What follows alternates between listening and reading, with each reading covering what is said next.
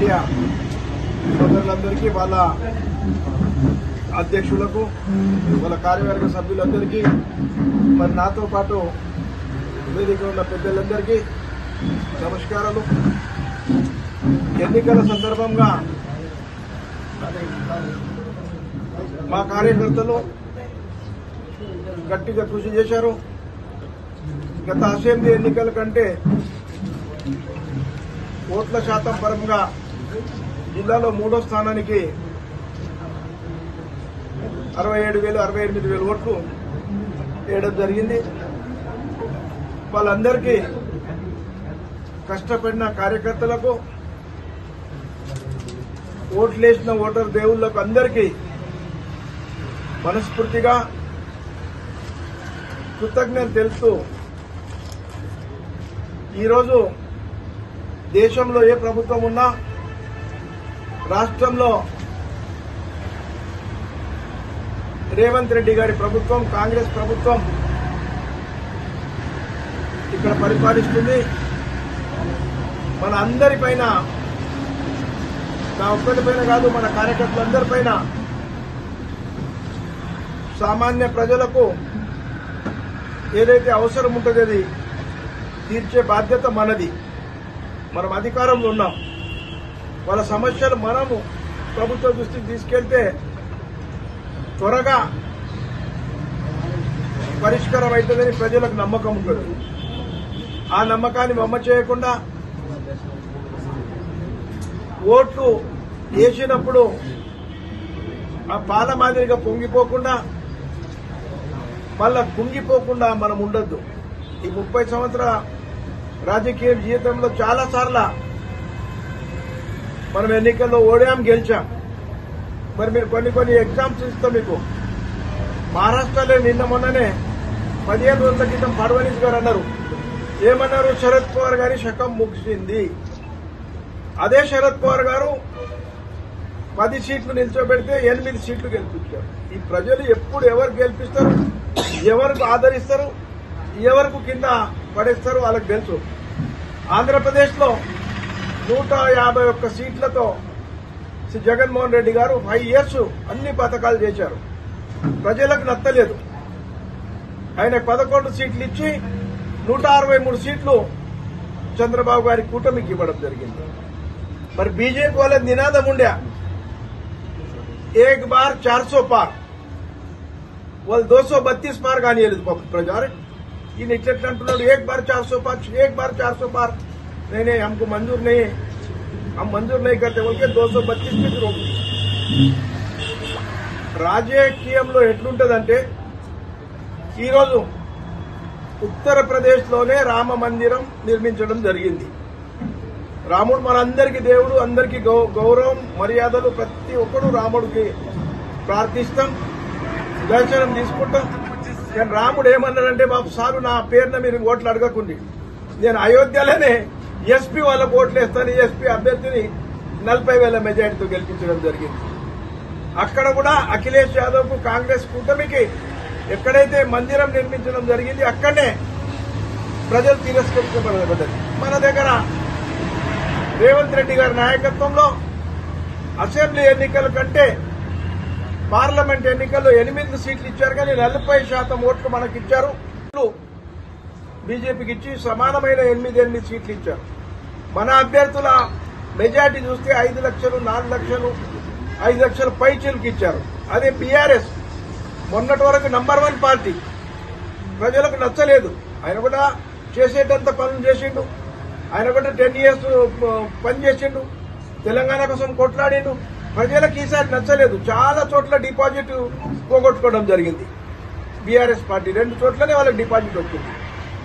అటువంటి సమయంలో మనం ఓట్లు ఎక్కువ వచ్చేది పొంగి ఉండకుండా వినమ్రంగా ప్రజల తీర్పు శిరసగా వహించు.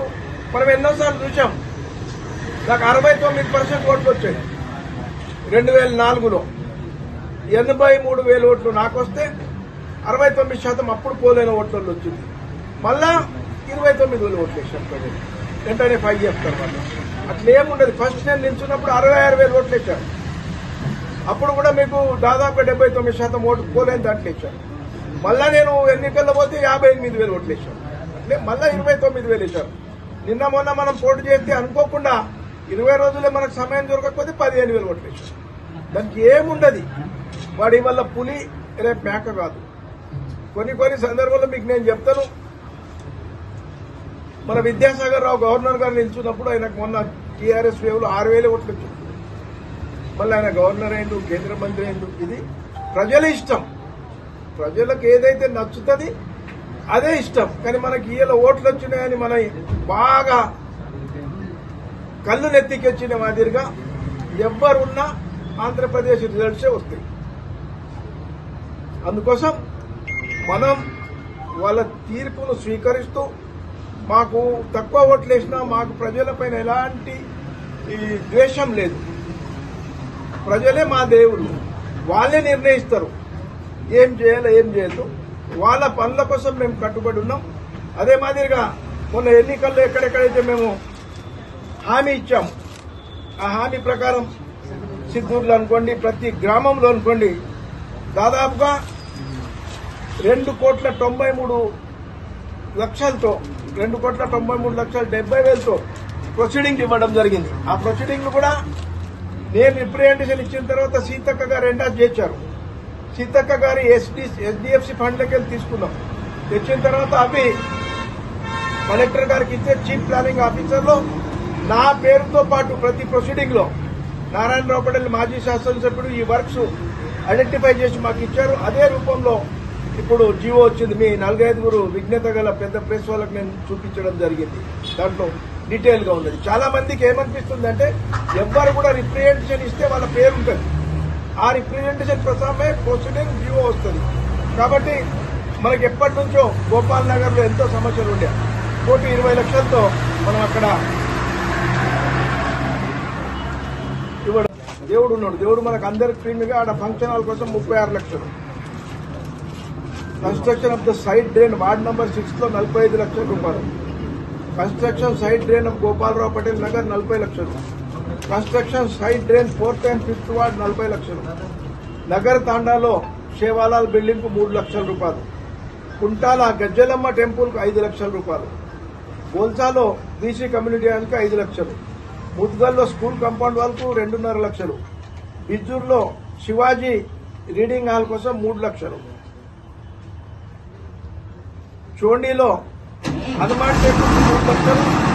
ముస్లిం గ్రేవ్యార్డ్ కోసం 3 లక్షలు. నందగా రాజరాజేశ్వరి టెంపుల్ కు 2 లక్షలు. ముఖ్యలో వాటర్ సప్లైకి 2 లక్షలు. మహిళలో గోశాల కోసం 1,90,000 రూపాయలు పైప్ లైన్, 4,90,000 రూపాయలు వాటర్ సప్లై స్కీమ్, 3 లక్షలతో వాళ్ళకొక షెడ్ పశువుల కోసం ఈ గోశాలకు ఇవ్వడం జరిగింది.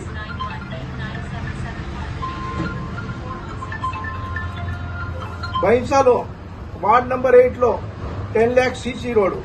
బైన్సా డిగ్రీ కాలేజ్ కోసం అక్కడ పిల్లలకు లాట్రిన్స్ లేవు, దానికోసం 10 లక్షల రూపాయలు ఇవ్వడం జరిగింది. దాంతో కోతల్గాంలో పిల్లలకు ప్లే గ్రౌండ్ లేదు, అక్కడ 10 లక్షల రూపాయలు కాంపౌండ్ వాల్ ఇవ్వడం జరిగింది. అంటే ఇది మేము తిరిగేటప్పుడు మా దృష్టికి వచ్చిన ఏ గ్రామంలో ఏముండే పూర్తి అవగాహనతో చేయడం జరిగింది. దత్తాత్రేయ టెంపుల్ దేగాంలో రినోవేషన్ కోసం 5 లక్షలు ఇవ్వడం జరిగింది. శనిదేవ్ టెంపుల్ ఉన్నాడు, మీరందరూ శనిదేవ్కి పోతారు, అలా ఎవ్వరు దృష్టి పడలేదు. అక్కడ షెడ్ కోసం 5 లక్షలు ఇవ్వడం జరిగింది. దాని పక్కకి చింతామణి గణేష్ ఉంటుంది, మీ వాటిలో చింతామణి గణేష్ కి 5 లక్షలు ఇవ్వడం జరిగింది. పోచమ్మ టెంపుల్ బిలోలిలో కాంపౌండ్ వాల్ పోచమ్మ టెంపుల్ కోసం 5 లక్షలు. బడగావ్లో హనుమాన్ టెంపుల్ కు 3 లక్షలు. బుద్ధ విహార్ కాంపౌండ్ కు 2 లక్షలు. మన శివాజీ కమ్యూనిటీ హాల్ కోసం ముదోళ్ళు 2 లక్షల రూపాయలు. నువ్వు చెప్పాయా మరాఠా వాళ్ళకి అక్కడ ముదోళ్ళు కమ్యూనిటీ హాల్ కోసం. బైసాలో గోశాల షెడ్ కు మళ్ళీ ఇంకో 3 లక్షల రూపాయలు. అర్లీకేలో పోచమ్మ టెంపుల్ కు 5 లక్షల రూపాయలు. తిమ్మాపూర్ జీలో దత్తాత్రేయ టెంపుల్ కు 5 లక్షల రూపాయలు. నర్సాపూర్ జీ చాట్పల్లికి షాదీఖానా ముస్లిం కు రిపేర్ కోసం 5 లక్షల రూపాయలు ఇవ్వడం జరిగింది. మరి అంతేకాకుండా ఏపీ నగర్ లో హనుమాన్ మందిర్ కాంపౌండ్ వాల్ కోసం 5 లక్షలు. మిర్జాపూర్ లో మన ఎన్నికలు హామీ ఇచ్చినప్పుడు ఉద్దవ్ విహార్ కోసం 5 లక్షల రూపాయలు, సింగన్గావ్లో ఎస్సీ కమిటీ సీతక్క గారు వచ్చినప్పుడు ఎన్నికల వాగ్దానంలో 4 లక్షల రూపాయలు. మరి అంతేకాకుండా బాసర్లో మైలాపూర్లో 5,40,000 రూపాయలు వాటర్ సప్లైకు. ఇదే కాకుండా మెడిటేషన్ సెంటర్ కోసం మన బాసర్లో మెడిటేషన్ సెంటర్ ఉంది, వాళ్ళకు ఒక 5 లక్షలు ఇవ్వడం జరిగింది. మరి ఇవే కాకుండా మొన్న సీతక్క గారి ఎస్డిఎఫ్సి, ఇవన్నీ సీతక్క గారి ఎస్డిఎఫ్సి ఫండ్ ద్వారానే.